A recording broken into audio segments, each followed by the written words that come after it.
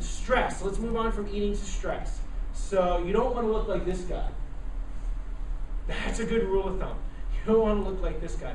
Stress is a very real thing. Stress affects your body physiologically. For years it was dismissed, but in a very real way, stress has a connection to conditions you develop.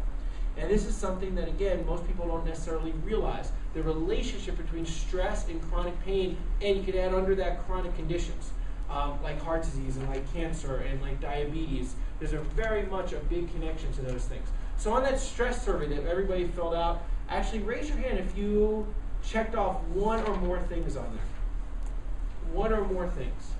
1, 2, 3, 4. About 70% of the room. Okay. That's actually pretty high. It's not uncommon to check those things, but it's not good. Those different chronic pain type symptoms are almost always indicators of other things developing.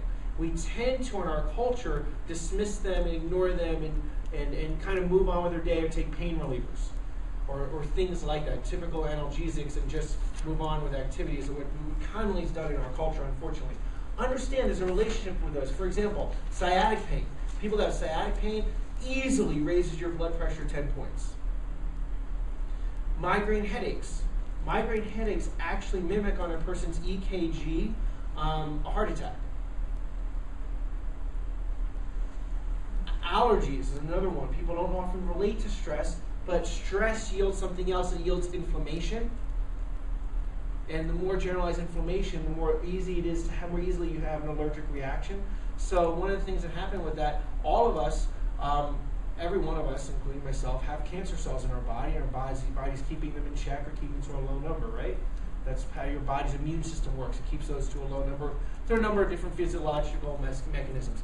People that have allergies tend to have higher rates of cancer because it's one of the signs of a weaker immune system. They tend not to keep those in check as much. It's just a statistical fact. So internal adaptability, unhealthy neurological patterns, that's always going through there. More physical, chemical, and emotional stress, the more your body lowers that gap of view between your experience of your body and your vitality and your ability to adapt from other chronic conditions. Now, in our country, understand, we have more medications taken than anywhere else in the world.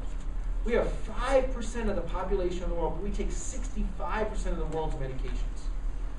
We have more doctors than anywhere else. Well-meaning health professionals trying to do their best to help people, but more doctors, but still we have more deaths from heart disease and cancer than anywhere else per capita, and more deaths from medically related causes than any other country in the world. In fact, I believe it was 2006, if I remember correctly, there was a study published that in that one calendar year, more people died from medically related causes than heart disease. There was about 700,000 people died from medications and surgeries and malpractice and infections in the hospital. When they put all those things together, and heart disease that year was 500,000, roughly 500,000, which is atrocious. And I'm saying that for one reason. Raise your hand if your intention for your health, for your life, for your well-being is to take as many prescriptions as possible and get as many parts cut out as possible. No one. Okay? And I'm like mine. That's my position too.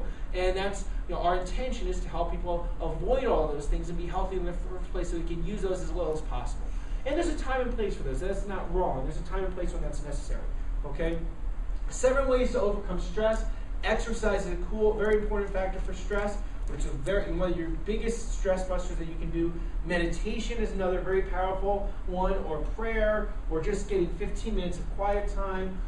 Time management is very important. A lot of stress breaks down, a lot of stress problems break down when people have problem managing time.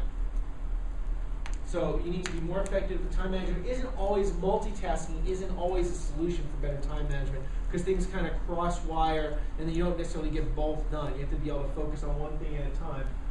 Expression. This is another area that creates stress, is not expressing your internal emotions or concerns. That bottling up of stuff is one of the major areas that increase stress. Laughter is a huge stress buster. Taking breaks is very important in a healthy nervous system.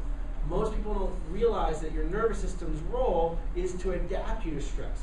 And the more your body fails to adapt to stress, it's really a sign of a malfunctioning nervous system, or nervous system stuck in different patterns. So what is optimal health? I'd like to empower you to think of optimal health as physical, mental, and social well-being, not just the absence of disease or symptoms, not just the absence of infirmity. And that's from the World Health Organization. You can have a condition but be very well, and you can have no condition and be very sick. If you kind of